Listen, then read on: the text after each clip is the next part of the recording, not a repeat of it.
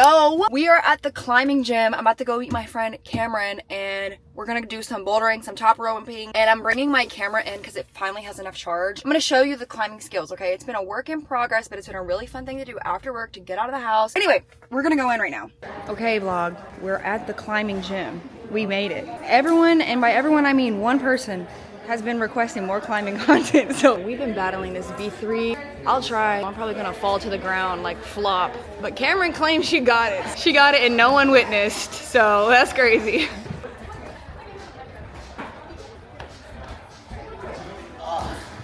Dang. It's like this right there is the last thing to grab.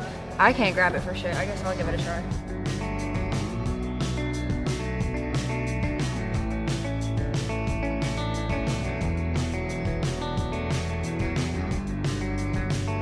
So this is the boob ladder. So it just goes to see what size boob you can handle. Whoa! Damn. Dang. Whoa. Whoa. Alright, alright.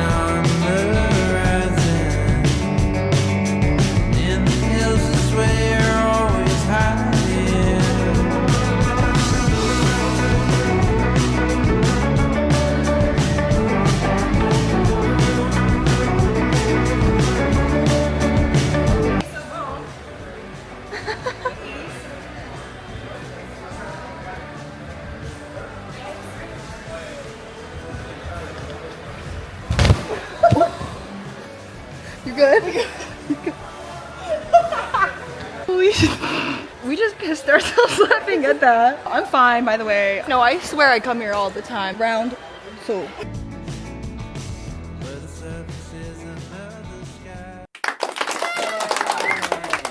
Boom. So boom. Me too. Good morning. Welcome back. It is Saturday, June 14th, and I'm in a rush right now to manage to get downtown for a protest. Happening in San Diego and nationwide are these protests called No King. I really capture what it's like to actually go to a protest like this and show, number one, that it's peaceful. Number two, that I know there's a lot of people that watch these videos that probably, one, can't go to a protest because where they live, they're isolated, they can't speak out, whatever. And there's other people who are from around the world watching. Also, here's my protest outfit. This shirt, women don't owe you shit. Please ignore everything in my apartment for this entire vlog. It looks an absolute mess to the point where I'm having mental breakdowns about it. I just literally can't talk about it, but just know it's gonna get better soon, okay? If you don't know what's going on in the US right now, I'm gonna give you the 30-second breakdown. Donald Trump was elected president. Part of his policies were to get rid of illegal immigrants in the United States. As a result of this, once he got elected, they start doing ICE raids in different cities across the country in a really aggressive way that hasn't been done before. And it's to the point where it's so aggressive that they're grabbing people farming out in the fields while people are at work. They're disturbing restaurants. They're dragging people out of their homes, and it's very inhumane. I think a lot of people on the left and the right would agree that we need better immigration policies in the US, and there's no doubt that is a problem. What is the big problem though is the way they're being treated very inhumanely. And not only that, the language around immigrants in general, calling them all criminals, rapists, drug traffickers, and just like overgeneralizing an entire group of hardworking, good people. And now they are arresting people without due process, deporting people to countries that they're not even from. It's not the way it should be handled. On top of this, everything kind of came to a head in Los Angeles, and we're using our US military now on US citizens to enforce the president's policies that people don't agree with. That's dead wrong. We have a right as Americans to protest. And so that's what we're gonna do. Shit, that pep talk got me going. Anyway, I'm at the park and we're about to see what we can find.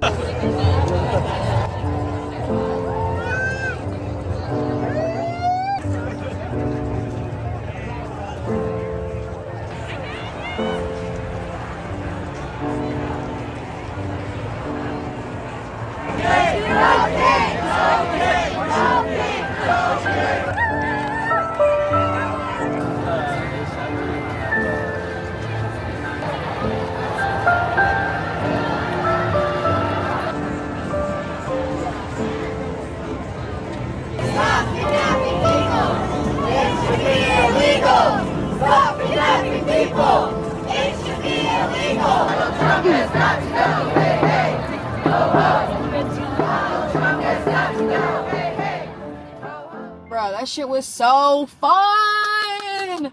Does that not get you hype about the cause? I'm seeing people there like motorized and pushed wheelchairs, children holding up signs. I saw a girl start a chant by herself. She was like 8 years old. I look over, I hear this little voice coming from this girl. So wholesome. Now I'm gonna grab a coffee and a breakfast burrito and drive to the beach and go surfing. I have my surfboard here. Okay, let's go.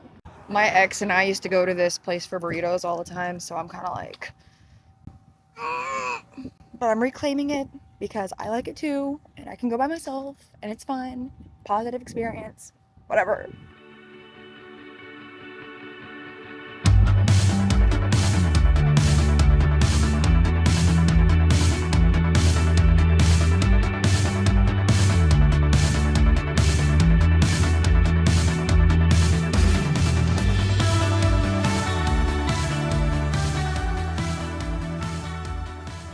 Doing stuff alone is so clutch because I never, not that I want to do stuff alone, but I never miss out on an experience because I don't have anyone to go with.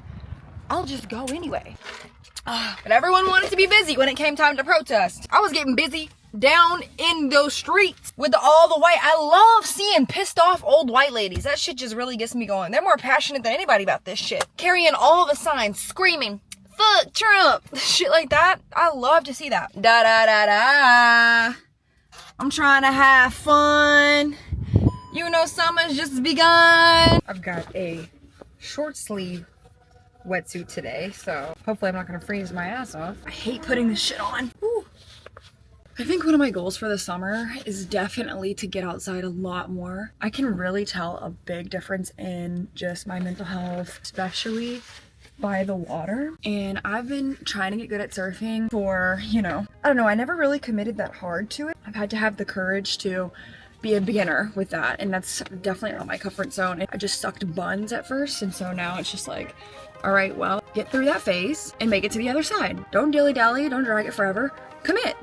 So that's what I've been doing. Back and forth, the lace in the hole, drilling like a mole. Seriously facing it all, nationwide at dawn. I would take a wander through the city streets into the dark and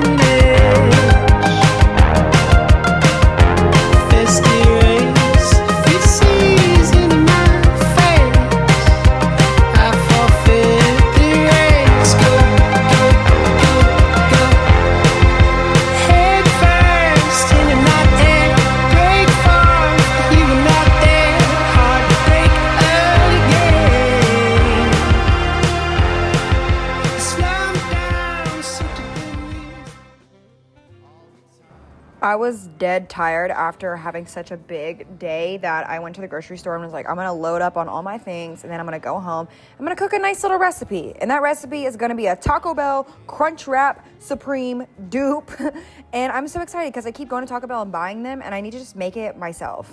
Okay, oh my God, so many life updates. First of all, this is my first vlog from my new apartment since it's gotten set up. Honestly, the walls are painted millennial gray. The blinds are out of date. The air conditioning unit is out of date. A lot of things could be better, and I was having existential crisis, and I got to the point, oh my God, I'm about to lose my shit last night because I started hanging up frames and I put up my bookshelf, and as I'm sitting on my couch, all of a sudden, boom, 3 frames fall, crack, break.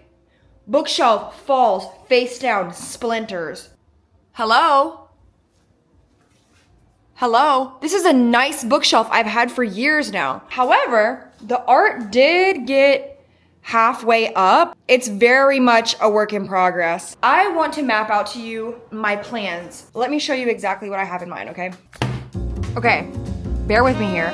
This is the layout of the apartment. First of all, right now I have a really small couch. Finally gonna upgrade to an L-shaped sectional. May or may not have some kind of oddly shaped coffee table right here. Right now I have a 5x7 rug and I need to get an 8x10 or something similar. Okay, great, that looks awful. You get the vibe. I saw someone get like a sheer curtain all the way across the wall. And since they're sheer, they allow light to come in. They can even go over the window if I want and just have this whole wall have a whole lot more texture instead of just being a big blank gray wall. It covers the AC unit and covers just the ugly blind situation. I want for the first time to have a place where I can dine. I've never lived in a place big enough to have a table, so I'm thinking either something like this. And then I was kind of hoping to have paper, like circular lantern that can hang down above, almost like this right here. So when you open the door, it's not just everything's flat, no texture, no nothing. We have curtains for texture in the back, and then we have this like big paper orb dangling down, so it feels like there's layers to the room. And I'm gonna put a lot, I mean, you already saw the gallery wall. We're gonna add like, you know, some chairs, like so, like that. Here is my like lantern light. I'm probably gonna put like a plant here to kind of fill in this space. And then my bookshelf, right? Whew. Yep, that's my plan. I realized I forgot to draw the bathroom in the floor plan, but I do have a bathroom, y'all, don't worry. Anyway, I'm like introverted out right now, and I saved a bunch of recipes on TikTok, and then I went to the grocery store and then bought the ingredients for them, and now I'm cooking a Taco Bell crunch wrap dupe at home, and I will be taking in a gummy. You get what I'm saying? A gummy. Okay. I'm gonna take a gummy, and I'm gonna have a good time at the house, Let's chop. Oh shit, I was supposed to take these off the stand, whatever. Please tell me what's your take on this. If you are tapped into the queer, lesbian, TikTok, whatever, you saw that Fletcher dropped a new album and a new song called Boy. And then the album is called like, Would You Still Love Me If You Really Knew Me? And then I'm like, oh shit. And then I listened to the song Boy. And the song is about, I'm sorry to my fans, but I am in love with the man. Don't hate me. Here's my thing. Number one, the fact that she's with a man, do I care? No. I'm not pressed at all about putting people into one category or another and then forcing them to stick with it. I don't care about that at all. If she was my friend in real life and she was like, I'm catching feelings for this man, I'm going out on a date with the man, like I'm in love with this man, great, girl. Woo!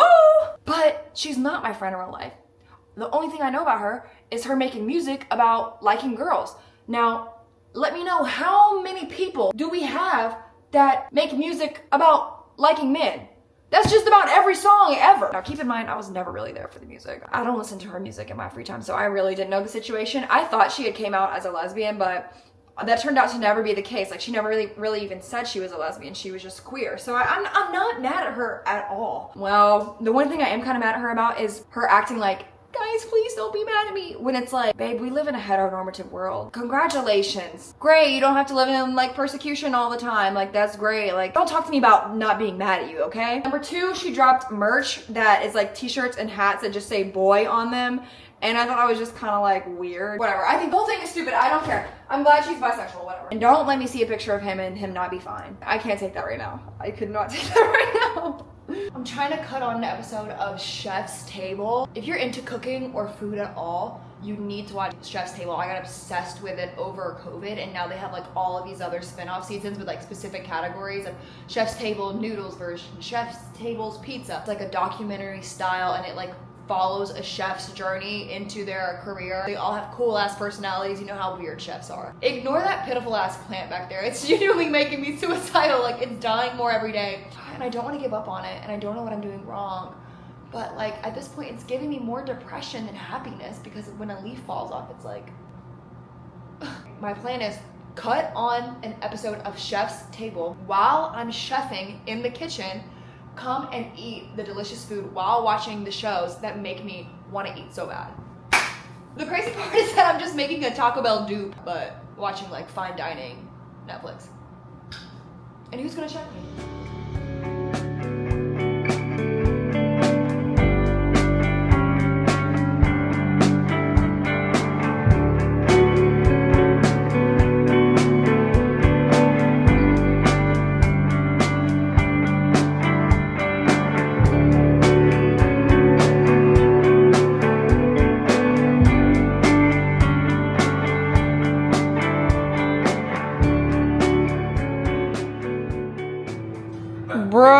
Turn me up. It turned out so good. Amen. Amen. It's really good. Those turkey twisters are what idiots eat. This is Holy shit. That is so good. progress. Do a little unboxing. I just got a big package from a queer-owned brand that does like gym clothes. Scared but Alive. You probably have seen Momo Muscle on Instagram. First thing I got was just a simple black sports bra. I'll try it on in a second, but okay, this is the ribbed tank. Let's try it. Damn. This is gripping me kind of tight. The hell? Yeah, I mean, this looks good. Okay, you can see me in the gym. What did Fergie say? I be up in the gym just working on my fitness. He's my witness. The brand is called Scared But Alive. And this shirt just says scared, but it's crossed out. So it's like, I'm not scared. But I promise you, I'm not scared. So don't get it twisted. Yeah. Long, but that's all right. Shorts. Got the hoochie daddy. Whoop. The shorts. They fit great. The tights go really far down, which is fine. And with the top, I feel like I'm in fucking uniform. Like, okay, I'm giving Leo Skeppy, I'm giving Dwayne The Rock Johnson. Like, okay. Let's try a different shirt. This is cool. I think it's definitely too big for me. I got a medium and I probably should have gotten a small. Okay, let's try the bra though, because the thing is, I'm very devoted to the Nike sports bra, as every lesbian in America probably is. And I am devoted to it because of the way it like compresses. And I don't have big tits anyways, but I love the compressed feeling. Very, what's the word? What's the opposite of dysphoric? Euphoric? Gender euphoria? I don't even know what I'm talking about. All I know is I just like wearing a tight sports bra because I don't like bouncing around, and I'm gonna leave it at that. Let's see if this can really deliver the way that Nike bra has been delivering for me for a decade. Hold on. I'm gonna keep it real with you, it's kind of tight. Like, but that's, you know, that's what I wanted. That's what I wanted. Yeah, this is actually really nice. And the cut is a little bit lower than the Nike sports bra, which I like a lot. And I love, there's not a Nike symbol. It's just completely blank. I got a small, so, you know, if you get one and you've got big titties, size up, honey. Anyway, okay. That is Scared But Alive on Instagram if you want to check it out. So, yeah. First of all, ignore the headband. Second of all, ignore the giant forehead that is revealed by the headband. I'm in the peace of my own home, okay? I don't have time to get pretty for the videos, all right? But I did want to say, sometimes at the video I wrap up with like a life update or something. I was gonna do that, so I pulled the camera out and I started thinking about, okay, am I doing good or am I doing bad? And I'm sitting here turning it over in my mind thinking about what I'm gonna say. And as I'm going through that thought process, I take a step back. And instead of being so identified with my current train of thought, I look at my own self trying to figure out if I'm doing good or bad from an outside, detached perspective. I found this useful from this book that I literally picked up off the shelf just now.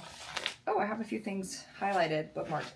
This book is called The Power of Now. One of the most interesting ideas I got from it that I wanted to share, because maybe you'll get something from it too, is that you know how in your day-to-day you have this endless inner dialogue and you're thinking about, oh, I need to do this, I need to do that. What did they think of me? It's almost like you are constantly listening to this voice in your head instead of actually being present sometimes. That's what this whole book, The Power of Now, is about. But one of the things it teaches is to not identify so strongly with your thoughts and instead sit back and listen to them babble on as if it's a radio just saying whatever. And instead of being so deeply attached of, ooh, I'm feeling so anxious right now, I need to hurry up and do this and do that, and feeling like that inner dialogue is reality, instead detach from that. Let your thoughts be your thoughts and nothing more. They're not reality. They're not the state of the world. They're not something that you have to act on all the time. They're just thoughts. They're constantly there. They're running along. Approach them with curiosity and almost like a sense of humor instead of taking everything so seriously. Anyway, so how am I doing? So obviously I've been dealing with all of my breakup stuff and I still don't want to talk about it that much. I'm definitely out of that immediate crisis that comes after something so like emotionally disruptive. First of all, there was like a very like numb feeling, you know, 24 hours after, 48 hours after, where it's like, what the heck just happened, right? And then after that, there's like this crisis mode where you like call your friends and you have like these emergency meetings and deep talks with people, and you need to be on the phone, you need to be hanging out with people all the time. And I went through that. And now I'm just in this weird ass phase of like, I'm not in survival mode, I'm not in crisis mode, and it's just kind of like, okay, this is my new life. What am I gonna do with it? It feels like a lot of gray area, but I'm optimistic and I'm feeling like I know I can get through this. And although I don't know like what exactly I'll be feeling in 1 month, 2 months, 3 months, 6 months, whatever, I know that I can handle it and things are gonna be okay. And that's a very stabilizing feeling, to know that even when if something really bad happens to you, you can eventually stable out. So I feel like I have confidence under my belt in the sense of being able to handle something really hard like a breakup. But shit. Anyway, we're doing okay. And if I wasn't really doing that okay, I wouldn't be talking about it, so I don't know if that tells you anything. Well, that's gonna wrap it up for this week. Anna Karenina is waiting for me, and there's 100 pages left in this. If you like this video, I post every week. Please like and subscribe, and I will see you next time. Oh my god, the headband. Whatever.